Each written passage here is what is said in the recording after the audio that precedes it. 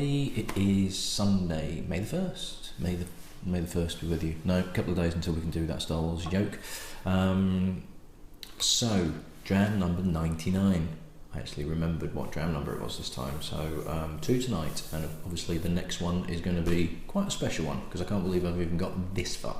But, number 99 first, with a flake in it. Which, if you're watching from anywhere outside Britain, you probably have no idea what a 99 and a flake is.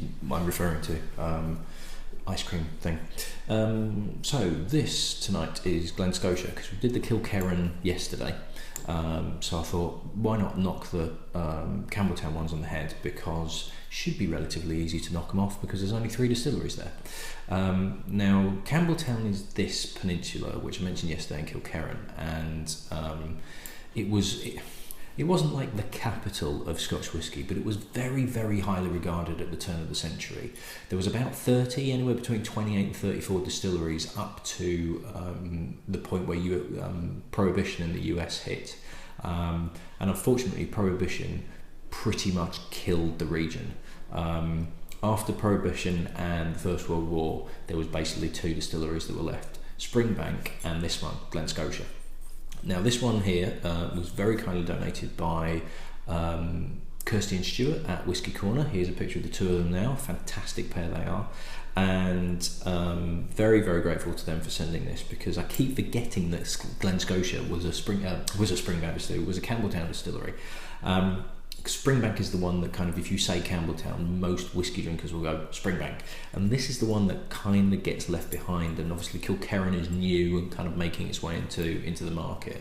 So Glen Scotia is kind of Campbeltown's kind of ugly younger brother that gets left behind and locked up in the loft, and nobody really talks about it. So I'll be very interested to see what this is like, because this is currently owned by Loch Lomond Distillers, who obviously owned Loch Lomond Distillery, who did the Inchmurrin, which was also donated by the Whisky Corner guys, and surprised the hell out of me. So I'm intrigued to know what this is like. So Glen Scotia was founded in 1832 by a guy called Stuart Galbraith, and it's gone through quite a few owners. In the 1950s, it was owned by Hiram Walker of the Canadian Club whisky fame. And in 1996, it was owned by who were then Glen Katrine, which are now Loch Lomond Distilleries. Not a great deal of information about this distillery as such. It's kind of, Springbank takes all the plaudits, and this one kind of gets forgotten about. It's said to be haunted by one of the previous owners, a guy called Duncan McCallum, who in 1930 drowned himself in Campbeltown Loch after losing quite a large chunk of money on essentially being tricked in a dodgy business deal. And that's kind of the main thing that I found out about Glen Scotia as a distillery, is it's said to be haunted. Now, here's a map of Campbeltown itself, on the edge of Campbeltown Loch, and this is the map where I've got Glen Scotia. Now, when I did Kilkerran yesterday, I didn't actually put a map of where it was. I did a map of Campbeltown in terms of this peninsula, but not actually where the distillery itself was. So what you should also be able to see is where the Glengyle distillery is. Glen Scotia is 0.3 miles away. It's literally a 5-minute walk kind of across the park to the other side. And Springbank distillery is next door to Glengyle. So these 3 distilleries in Campbeltown are within sort of 500 yards of each other, whatever 0.3 of a mile is, I've no idea, but they are walking distance from each other. So it'd be, this is, everybody goes on about Campbeltown whiskies and all this lot. There's 3 of them. There's only 3 of them, not 2, 3 of them, and you can throw a stone through one window from the other one. Whether they do that or not, I don't know. So, Glen Scotia 15-year-old. Now, this particular one, the bottle looks like this. You're looking at about 55 quid a bottle. And this was relaunched last year, where they did a big redesign. And I think they did a similar thing with the Inchmurrin as well. They did quite a big redesign of the labelling and the range itself. So, I'm not sure whether there's a younger version of this to be the standard bottling. I think this is their standard as a 15-year-old. It is 46%, and It doesn't say anything about, I mean, this is a kind of like a copy of the labelling, and I didn't check about colouring and no chill filtration and things like that. I'm not so bothered about that, so if you want to check up on it yourself, then can do. It is quite a traditional whiskey colour, so I'm almost tempted to say, because it's quite orangey as well, I'm almost tempted to say that they probably have added some colourant into this, because it's a very orangey, very classical whiskey colour. Quite potent on the nose as well, quite hot, quite oily as well. Now, reading up on Campbeltown as a generic, these are what Highlands taste like, these are what Islay tastes like. Campbeltown is written about being quite dry, slightly maritime, but it's quite a drying, almost oily character. And there is a bit of oiliness on this. And it is quite dry, but there is malt there, but it's quite a dry malt. It's not particularly sweet. And it's a bit orangey as well, like orangey on the colour, but also orangey on the nose, kind of like orange peel.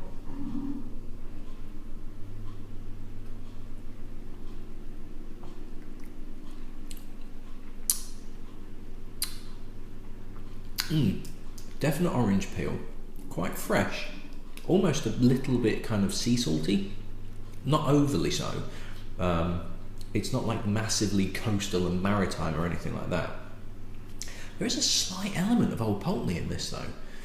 Again, it's not as maritime as Old Pulteney is, but it's got a slight tinge of that, but then more weight behind it. Old Pulteney was lighter, whereas this has got more depth to it. Maybe not as complex, but there's a bit more richness to it. There's a definite kind of orange juice, orange peel vibe to it. There's a merest hint of pepper, but very, very delicate.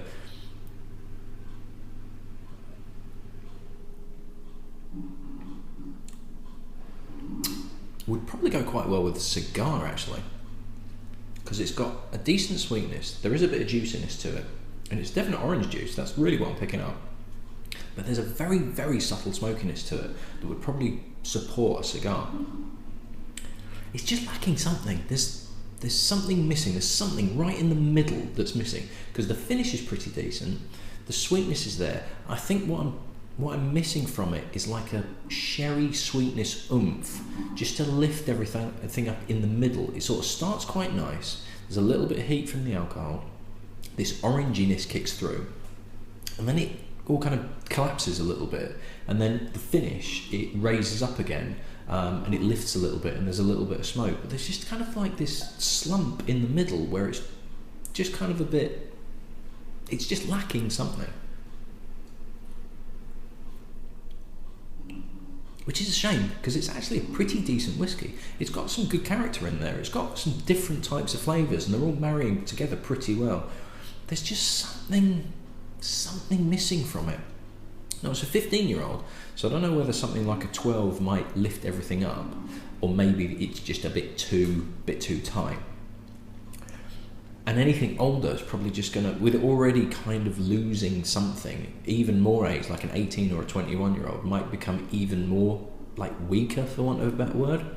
It's decent. It's a decent whiskey. I certainly wouldn't turn it down, and if you gave it as a present to somebody, they wouldn't be upset by it. There's just something just ever so slightly missing. But by no means it's not a bad whiskey. There is plenty of character in this that makes it very, very drinkable, very, very pleasant indeed. It just feels like it needs something else to really raise the game. But all in all, decent whiskey. Thank you to Stuart and Kirsty for that donation. That was really, really nice. I'm going to do a quick rinse out, and then number 100. Who'da thunk it, eh? Right, I shall see you in the next one. Cheers.